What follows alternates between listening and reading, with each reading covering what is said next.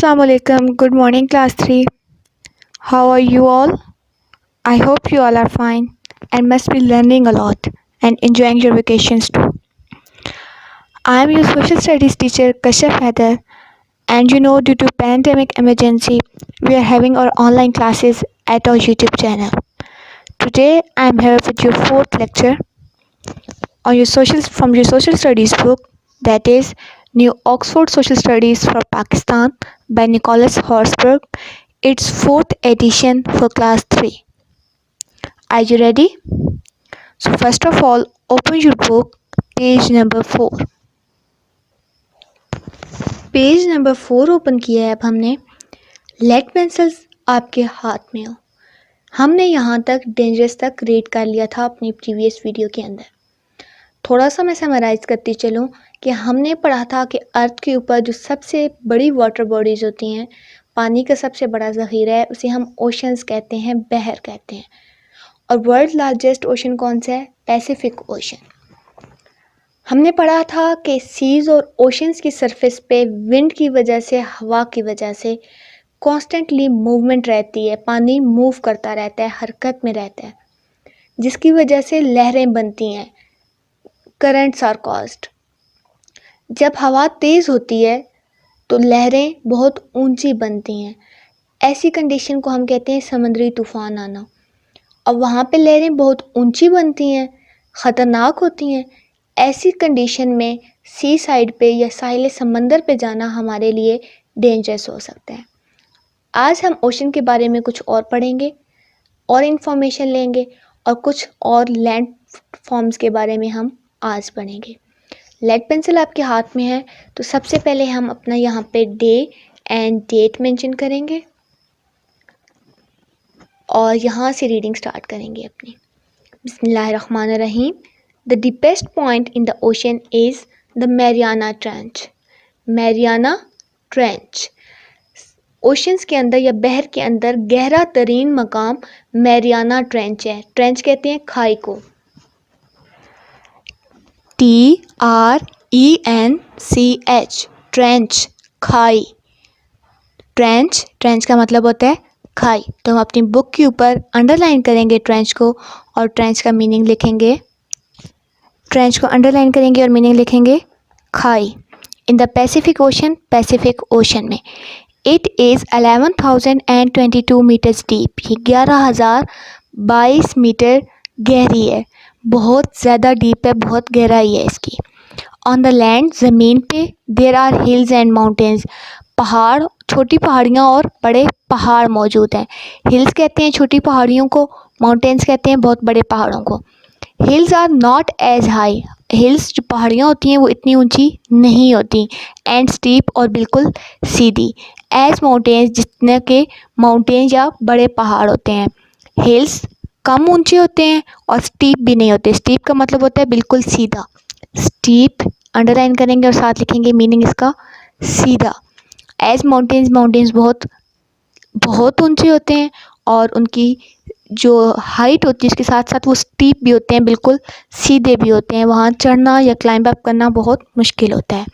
The low land, नीची ज़मीन. Between the hills और माउंटेन्स, जो पहाड़ों के दरमियान में होती है, इस कॉल्ड द वैली. उसे वैली कहते हैं.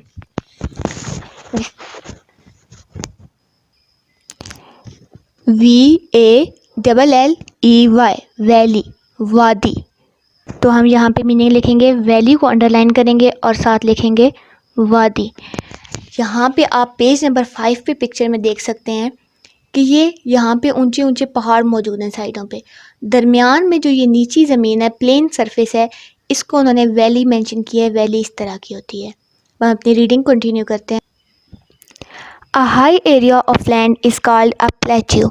ज़मीन की ऊंची सतह प्लेट्यू कहलाती है, यानी कि सतह मुर्तफ़ा.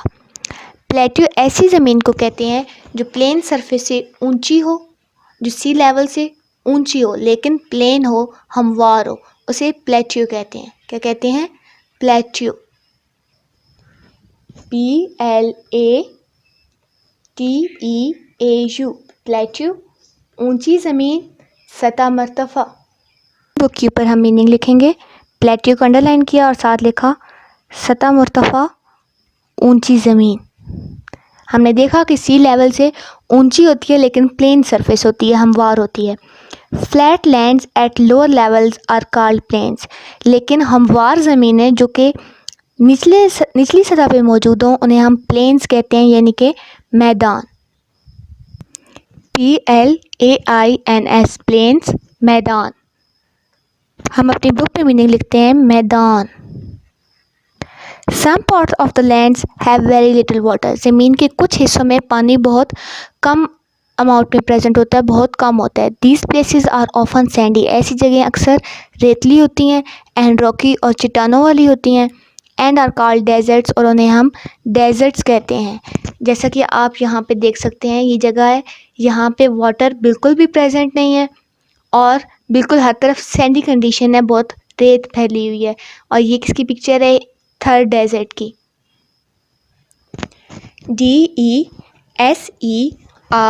DESERTS, डेजर्ट्स, सहरा। डेजर्ट्स, सहरा। डेजर्ट का हम मीनिंग लिखते हैं सहरा। In some parts of the earth, ज़मीन के कुछ हिस्सों में, there is lot of ice, वहाँ बहुत ज़्यादा बर्फ़ है, एंड स्नो, और नरम बर्फ़, and it is very cold, और ये बहुत ठंडे इलाके हैं। हम पेज नंबर 5 पे मूव करते हैं। ज़मीन की कुछ हिस्सों में बहुत ज़्यादा बर्फ़ मौजूद है और ये बहुत ठंडे होते हैं। वेरी हाई माउंटेन्स, बहुत ऊंचे पहाड़, are often covered by snow, अक्सर बर्फ़ से ढके रहते हैं। जैसा कि आप इस पिक्चर में देख सकते हैं, जितने भी हाई माउंटेन्स बने हुए हैं उनके टॉप, उनकी चोटियाँ जो हैं वो वाइट स्नो से आपको शो की गई हैं, यानी कि उनकी चोटियाँ बर्फ़ से ढकी रहती हैं सारा साल। रीडिंग बाकी आगे से कंटिन्यू करते हैं। इन अदर पार्ट्स, और कुछ हिस्सों में, दूसरे हिस्सों में, देर आर थिक फॉरेस्ट, यहाँ घने जंगलात मौजूद हैं। यहाँ पे आप देख सकते हैं, यहाँ पे थिक फॉरेस्ट, दरख्त बिल्कुल एक दूसरे के करीब करीब हैं। एन एरिया ऑफ लैंड, ज़मीन का वो हिस्सा, सराउंडेड बाय वाटर, जिसके इर्द गिर्द पानी हो, ऑन ऑल साइड्स, हर तरफ से, इस कॉल्ड एन आइलैंड, उसे हम क्या कहते हैं? आइलैंड। आइलैंड देखें आप, ये पार्ट ऑफ लैंड जिसके हर तरफ, चारों तरफ से पानी ने इसको घेरा हुआ हो, उसे हम आइलैंड कहते हैं। आइलैंड को उर्दू में कहते हैं जजीरा। ISLAND, आइलैंड, जजीरा। एस को हम साउंड एस की फोनिक्स नहीं लेते, एस साइलेंट होता है। आइलैंड, जजीरा, ऐसी ज़मीन जिसके चारों तरफ पे पानी मौजूद है। A body of water surrounded by land on all side is called a lake. पानी का ऐसा ज़ख़ीरा जिसके चारों तरफ या हर तरफ खुश्की मौजूद हो, उसे हम लेक कहते हैं। LAKE, लेक, झील। LAKE, लेक, झील। पानी का ऐसा ज़ख़ीरा जिसके चारों तरफ खुश्की मौजूद हो, उसे झील कहते हैं। और लेक के अंदर फ्रेश वाटर होता है, मीठा पानी होता है। हम यहाँ पे लेक का मीनिंग लिखेंगे झील। We get fresh water from lakes and rivers. हम मीठा पानी या ताज़ा पानी झील और दरियाओं से लेते हैं। Rivers begin in the mountains. दरिया कहाँ से शुरू होते हैं? माउंटेन से, पहाड़ों से। दरिया पहाड़ों से शुरू होते हैं। And flow down into lakes, और बहते हुए झीलों में आते हैं, और द सी, या फिर समंदर के अंदर। It is important to keep our lakes and rivers clean. अपनी झीलों और दरियाओं को साफ रखना बहुत अहम है, इम्पॉर्टेंट है, बहुत अहम है। पोल्यूटेड डर्टी वाटर, पोल्यूटेड कहते हैं किसी भी गंदी चीज़ को जिसके अंदर मिलावट हो जाए, कंटेमिनेशन हो जाए। पोल्यूटेड डर्टी, ब्रैकेट में डर्टी इसका मीनिंग लिखा हुआ है। Polluted water causes animals and plant life in it to become diseased and die out. जब गंदा पानी होता है तो उस पानी के अंदर रहने वाले जानवर और पौधे बीमार हो जाते हैं और मर जाते हैं। डिजीज का मतलब होता है बीमार। DISEASED, डिजीज्ड, बीमार। प्लांट लाइफ के या एनिमल लाइफ के वहाँ से ख़त्म हो जाने से, बीमार हो जाने और फिर मर जाने की वजह से क्या होता है कि जो नेचुरल साइकिल चल रहा होता है, कुदरत का निज़ाम होता है, वो अपसेट हो जाता है, दरम भरम हो जाता है। This upsets the cycle of nature, ये कुदरत के निज़ाम में खलल डालता है। एंड कॉजेज मोर प्रॉब्लम्स, और जिसकी वजह से और मसाइल बनते हैं।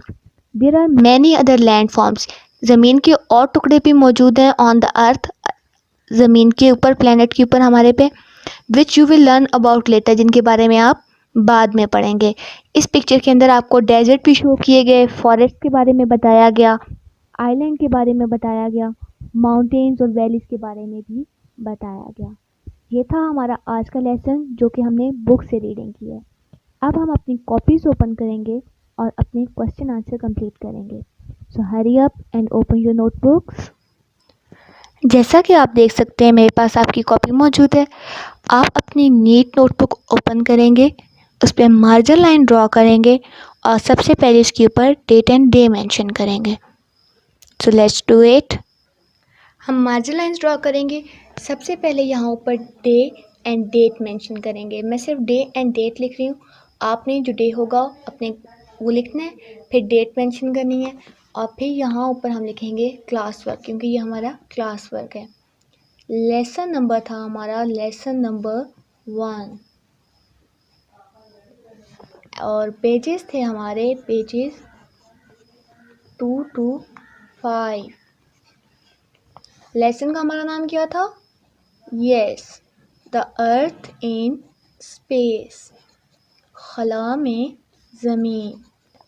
तो सबसे पहले हम अपना क्वेश्चन लिखेंगे जो कि हमारा क्वेश्चन नंबर 6 था। Question number 6, what happens when there is a storm at sea, जब समंदर में तूफ़ान आता है तो क्या होता है। हम अपना क्वेश्चन लिखते हैं, what happens when there is a storm at sea, जब समंदर में तूफ़ान आता है तो क्या होता है। आप मुझे बताएंगे अभी। जी हाँ, ऊंची ऊंची लहरें बनती हैं जो कि हमारे लिए डेंजरस होती हैं। और वो लहरें किसकी वजह से बनती हैं? हवा की वजह से। हम अपना आंसर लिखते हैं, द विंड कॉजेज, हवा की वजह से ऊंची लहरें बनती हैं। द विंड कॉजेज हाई, ऊंची, एंड, और रफ वेव्स। रफ वेव्स क्यों होती हैं? क्योंकि बहुत अनपैटर्न्ड होती हैं, किसी तरतीब से नहीं आ रही होती। The wind causes high and rough waves and it is very dangerous, और ये बहुत नुकसानदेह हो सकता है। डेंजरस, नुकसानदेह। ओके,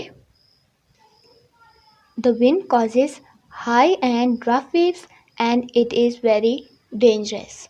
हवा बहुत ऊंची और नाहमवार लहरें बनाती है जो कि नुकसानदेह हो सकता है। Okay class 3, that's all from my side. I hope you all have understood it in a very better way. Okay? Now note down your diaries. Your home task is to learn classwork and do reading of page number 4 and 5 जो कि हमने class में आज read out किए हैं. Okay? That's all from my side. Goodbye. Take care of yourself. Stay home. Stay safe. Allah Hafiz.